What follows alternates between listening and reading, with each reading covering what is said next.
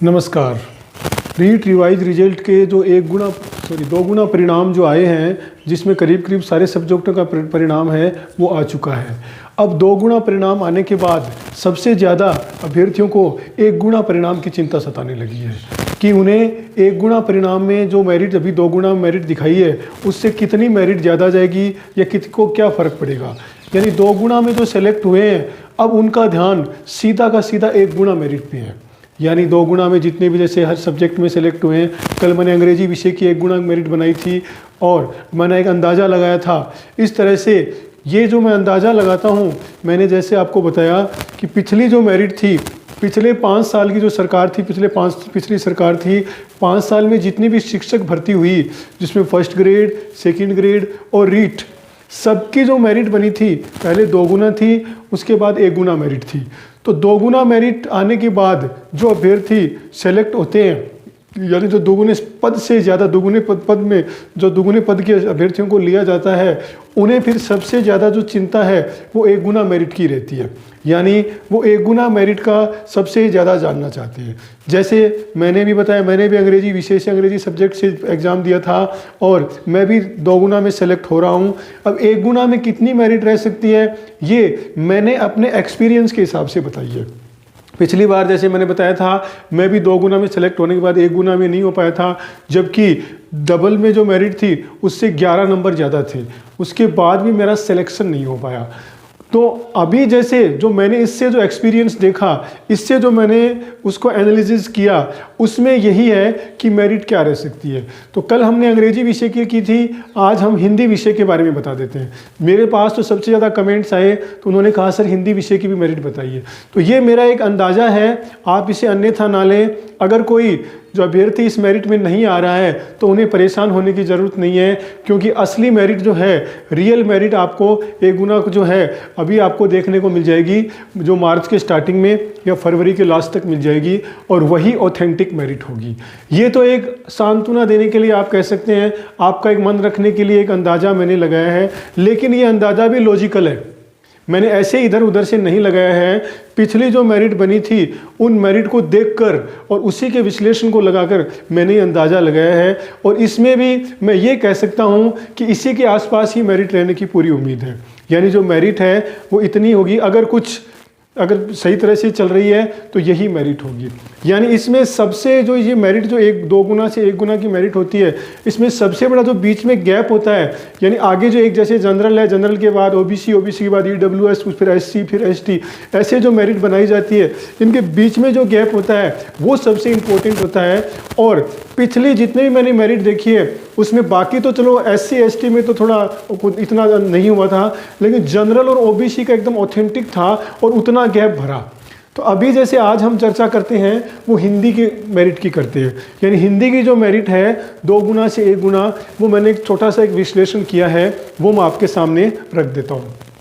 जैसे आपने देखा दो गुना की जो हिंदी की मेरिट आई है उसमें आप देखो जनरल की 243.73 है, ओबीसी की 239.8 है, और एससी की 226.95 है, और एसटी की 217.30 है, और ईडब्ल्यूएस की 234.54 है। ये मेरिट है, अभी दो गुना की मेरिट है, जो आपके सामने कल जो रिजल्ट आया है उसमें ये मेरिट दिखाई गई है कल और परसों में। अब हमारा सवाल ये बनता है कि इस मेरिट में अगर आप दो गुना से एक गुना, जो कि रियल मेरिट यही है, यानी इसमें डबल को सेलेक्ट किया है, इसमें से जो इसमें सेलेक्ट होंगे वो ज्वाइन करेंगे। तो इसमें जो मैंने मेरे हिसाब से जो गैप देखा है, मैंने जो देखा है वो गैप भरते हुए, वो ये है कि इसमें ज़्यादा फर्क नहीं रहेगा। जैसे इंग्लिश में था, आपने देखा पिछली बार 16 नंबर भी गैप भरा था। यानी इंग्लिश में आपने मेरिट देखी थी कि 179 थी ओबीसी की डबल में, और जनरल में वो एक गुना में 196 पहुंच गई थी। क्यों? क्योंकि पहले से उसमें गैप ज़्यादा था। इस मेरिट में गैप ज़्यादा नहीं है, ऑलरेडी ये मेरिट बहुत ऊपर जा चुकी है। यानी दो गुना में ये 243 के आसपास जा रही है।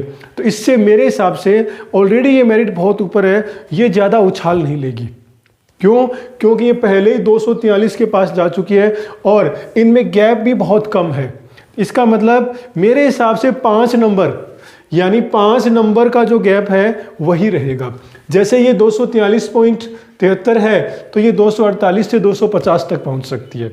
ठीक है, यानी 243 से आप 248 मान सकते हो, 247, 48, 49, 50, 50 के पहले पहले रह जाएगी क्योंकि इतना ज़्यादा वो उछाल नहीं लेगी। ओबीसी की 239 है तो ये फॉर्मूला काम करता है यहाँ पर कि ओबीसी की जो मेरिट है, ओबीसी की आप अगर मेरिट देखोगे तो जनरल की 2 गुना के पास आएगी ये, यानी ओबीसी जो ये है ये इसके आसपास जरूर आएगी। और ये 5 नंबर आप 5, 4 जितना भी गैप देख रहे हो 239, 43, 4, 5 नंबर का वो श्योर रहेगा। यानी ये जो गैप है ये मैंने आज तक जितनी भी भर्तियां देखी है जैसे 2 गुना में आई है, जनरल और ओबीसी के बीच में गैप मैंने भरता हुआ देखा है। इसमें भी आप अगर देखेंगे 226 है तो यही 5 से 6 नंबर का गैप मान सकते हो आप, 233 से 235 तक। ठीक है, और एसटी 217 है, एसटी थोड़ा ज़्यादा उछाल लेती है, जहां तक मैंने देखा है तो ये 225-27 तक पहुंच सकती है, 30 से पहले पहले रह जाएगी। ईडब्ल्यूएस जो है वो 234 होती है और ये ओबीसी के पास थोड़ी सी पास आ जाती है, 240 से 42 के बीच में ही आ जाएगी। तो ये मेरा विश्लेषण था। इस विश्लेषण में अगर आप देखें तो मेरे हिसाब से ये ज़्यादा उछाल नहीं लेगी मेरिट। क्यों? क्योंकि ऑलरेडी बहुत ऊपर आ चुकी है, ये 243 तो पहले ही आ चुकी है। बाकी जो और मेरिट देखो तो वो 200 से कम ही आ रही है बाकी सब्जेक्ट्स की, लेकिन ये पहले से उछाल ले चुकी है और इसमें गैप भी बहुत कम है, मात्र 5 से 6 नंबर का गैप आ रहा है। तो पहले से ही गैप कम है तो ये गैप है ये ज़्यादा नहीं बनेगा, 5 से 6 नंबर का गैप रहेगा। अब मैं ये कहना चाहूँगा अगर कोई अभ्यर्थी इस मेरिट में जैसे मैंने अंदाज़ा लगाया है इसमें न भी आ रहा है तो आपको निराश होने की ज़रूरत नहीं है, हो सकता है मेरिट कम ही रहे। और हम भी यही उम्मीद करते हैं कि मेरिट ज़्यादा उछाल ना ले, क्योंकि पिछली जो सरकार थी उनका तरीका अलग था। अब जो सरकार है उससे हम यही सोचेंगे कि उनका काम सब रियल होगा और उसमें ज़्यादा उछाल नहीं ले। तो मैंने एक छोटा सा विश्लेषण किया है जो आपके कहने पे, तो मेरे हिसाब से ज़्यादा उछाल नहीं लेगी। बाकी मेरिट आपके सामने जैसे ही आएगी आपको पता चल जाएगा और आप थोड़ा वेट कर लीजिए। जो 2 गुना में सेलेक्ट हुए हैं उनको मैं एक तरफ से एक कॉन्ग्रेचुलेसन ही बोलना चाहूँगा कि उन्हीं में से ही सेलेक्ट होंगे। तो ये मेरिट का मेरा विश्लेषण था छोटा सा। आपको अच्छा लगा है तो आप मेरे चैनल को देखते रहिए, ठीक है। और अगर आप इसमें ना भी आ रहे हैं तो बुरा मत मानना, डोंट माइंड, ये मैंने एक छोटा सा विश्लेषण ही किया है। तो आप मेरा वीडियो देखते रहिए, आगे और भी जैसे सब्जेक्ट उनका विश्लेषण मैं लेके आऊँगा। और अपना समय देते हो इसके लिए धन्यवाद।